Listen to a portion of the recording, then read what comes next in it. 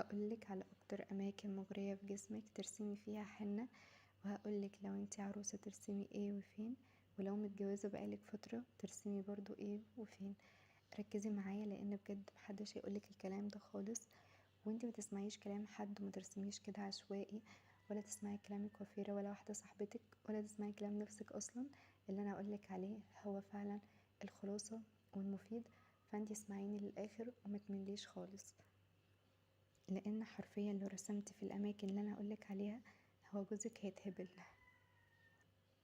اول مكان وده كل الرجالة يعني بتعشق المكان ده جدا، هو الرسمة اللي بتكون اخر الظهر، اللي هي اخر العمود الفقري كده وبداية التطة. انت اكيد فاهماني وصلك المكان ده. مكان جامد بجد، يعني انا كميرة اما اتجوز هرسم في المكان ده، لان فعلا هو جامد ومثير قوي. فانتي طبيعي واكيد يعني ليكي حرية الاختيار ترسمي فيه او لا، بس انا بعرفك ان هو مكان فعلا مثير قوي. لو رسمت فيه هيبقى احسن من انتي ترسمي بقى على ايدك اللي هي ملهاش لازمة مفيهاش اي اثارة. وعايزاكي تاخديها قاعدة، انتي دلوقتي عرفتي المكان.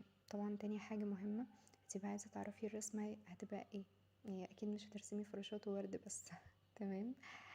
والقاعدة اللي انا عايزاكي تاخديها ان المكان اللي الناس ممكن تشوفه هتعملي فيه رسمة، انما المكان اللي جوزك بس اللي هيشوفه ده تكتبي فيه. هتكتبي فيه ايه هقولك بعدين.